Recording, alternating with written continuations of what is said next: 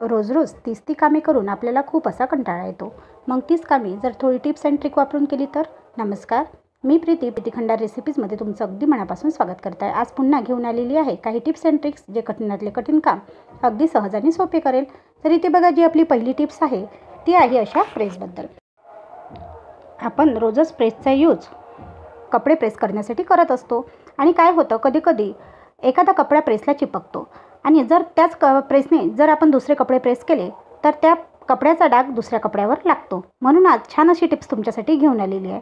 आपल्याला काय करायचं आहे, आपल्याला घ्यायची आहे इथे रांगोळी आणि ती रांगोळी आपल्याला एका अशा पेपरवर आतरून घ्यायची आहे किंवा टाकून घ्यायची आहे. आता बघू शकता, ज्याप्रमाणे मी तुम्हाला व्हिडिओमध्ये दाखवत आहे त्याच प्रकारे आपल्याला टाकून घ्यायचं आहे आणि इकडे प्रेस गरम करायसाठी लावायची आहे. आणि गरम करायला लावली की प्रेस जेव्हा छान गरम होईल तेव्हा त्या रांगोळीवर तिला असं घासायचं आहे.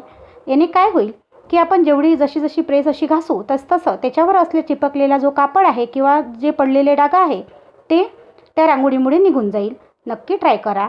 आता इथे बघा, आपण अगदी 5 मिनिट रांगोळीवर आपल्याला या प्रेसला घासायचं आहे. आता आपण जे आपल्याकडे औषधीचं जे कव्हर असतं ते घ्यायचं आणि त्याने असं त्याला थोडं घासून घ्यायचं. त्याने काय होईल की जे सैल झालेले पूर्णतः डाग आहे ते निघून जाईल. आता तुम्ही बघू शकता याच्यावर किती असे डाग होते आणि ते निघून गेलेले आहे. आता एक कापड घ्यायचं आहे आणि या कापड घेऊन या प्रेसला पुसून घ्यायचं आहे आणि तुमच्या लक्षात येईल की प्रेसचे जे डाग होते किंवा जो कापड चिपकलेला होता तो पूर्णतः निघून गेला. नक्की ट्राय करा आणि तुम्हाला आजची ही पहिली टिप्स कशी वाटली कमेंट करून कळवायला विसरू नका.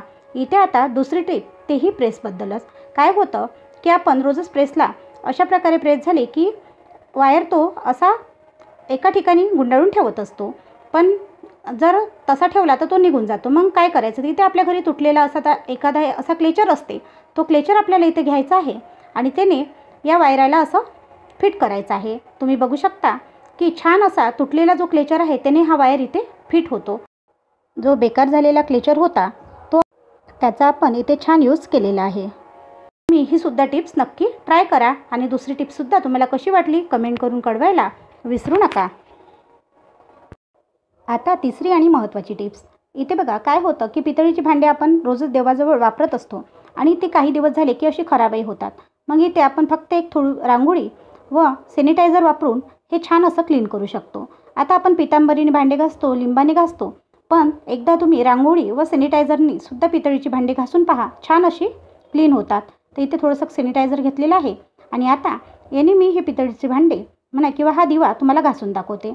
अगदी जर आपल्याला गडबडीचं काम असेल आणि आपल्याला जर आपल्या देवाची भांडी घासायची असेल तेव्हा आपण नक्कीच ही टिप्स यूज करू शकतो आणि आपली खराब झालेली जी पितळीची भांडी आहे, जी काळीकुट्ट झालेली आहे, ते सुद्धा आपण इथे छान अशी चमकवू शकतो.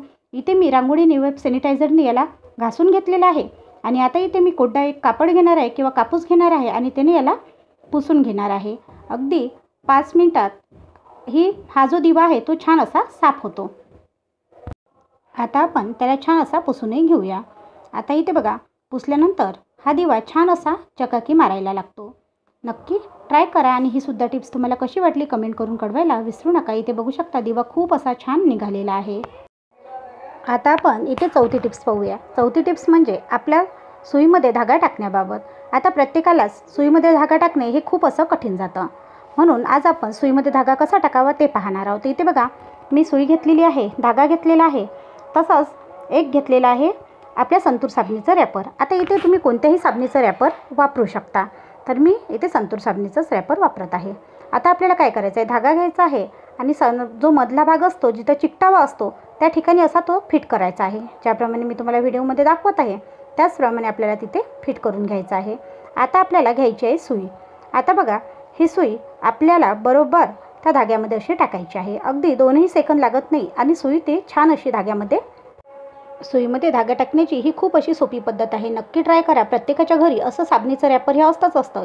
तुम्ही कोणतंही रॅपर इथे वापरू शकता आणि अगदी 1 सेकंदामध्ये सुईमध्ये धागा हा गेलेला आहे. आजचा व्हिडिओ तुम्हाला कसा वाटला कमेंट करून कळवायला विसरू नका. व्हिडिओ आवडल्यास चॅनलला लाईक, शेअर व सबस्क्राईब करायला सुद्धा विसरू नका. धन्यवाद.